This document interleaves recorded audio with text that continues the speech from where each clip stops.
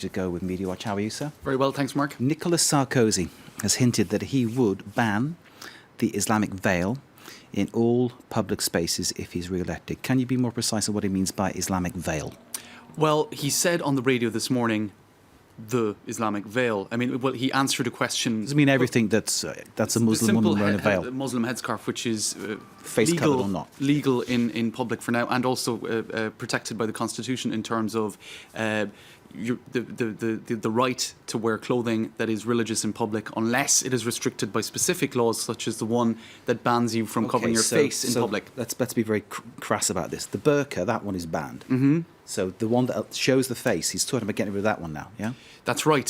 So this is a huge departure from the current legal situation vis-a-vis wearing whatever you want to wear in public. Sure. Now, what muddied the waters of this whole debate was the bikini debacle this summer, where for a temporary period, the Islamic form of a swimsuit, which doesn't cover the face, therefore isn't illegal in any other situation, was temporarily banned in the aftermath of terror attacks because of a fear that it could provoke tensions. It might provoke people, make... That's right. Non-Muslim people angry. That was never legislation. It was temporary measures that were taken in a time of particular upset. There were like umpteen towns on the south coast that decided to enact that, one in the north, That's I right. think. The bikini, it's worth reminding people, was something that was developed by a businesswoman in Australia. That's right. And what is confusing about it in the French context is it sounds like burqa, and the burqa covers the face, therefore is illegal in French public spaces. Sure. In any case, the veil isn't. Nicolas Sarkozy is now suggesting that he might actually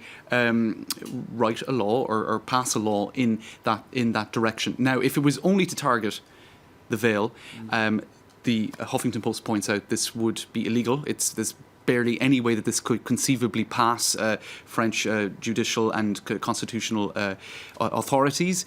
However, if there was a law that was, what would you say, enlarging the scope of laïcité, that very strict French brand of secularism, that was also targeting, for example, the Jewish kippah or large crosses, as current laws already do.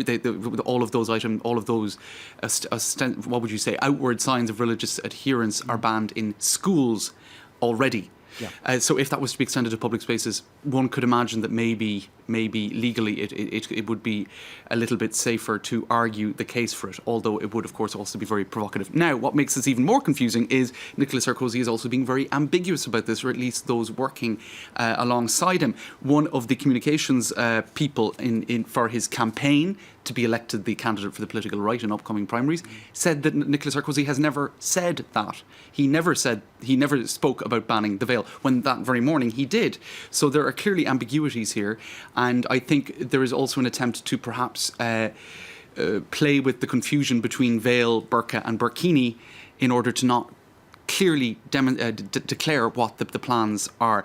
I think what some analysts are saying is this is a purposeful ambiguity in order to test what public reaction might be to such a policy in order to then decide whether they're going to proceed with it or not. Machiavellian. Machiavellian. Thank you for bringing that word out, James. Yes. That's exactly what it is. It is a little. Now, what's interesting in terms of reactions to all of this is JeanMarie Le Pen has said of Nicolas Sarkozy, he is Jean-Marising himself. That's a reference to himself.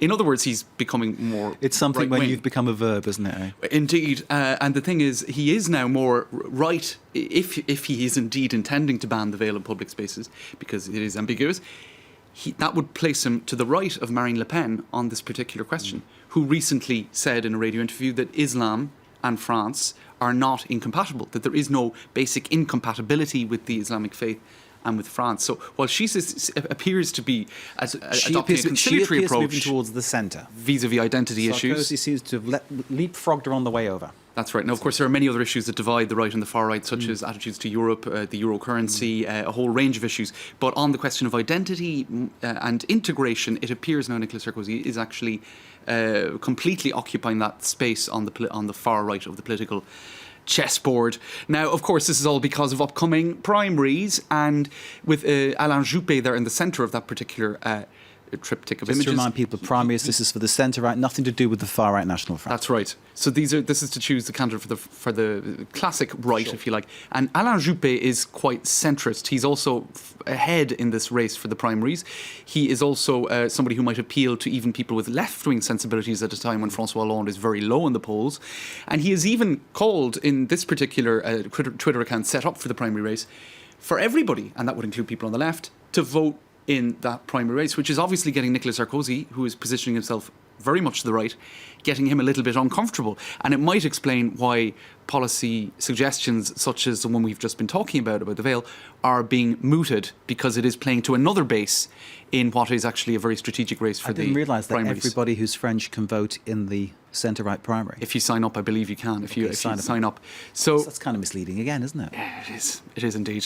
So there you go. It's set to be an interesting couple of months ahead in the run-up to the primary on the political And you will follow it every step of the way for us and make it even more interesting. I know, James. So. I need to stop you. Thank you very much indeed. James Creedon with Media Watch. Kate with the business. Thank you. And thank you for watching. Stay with us. More news to come.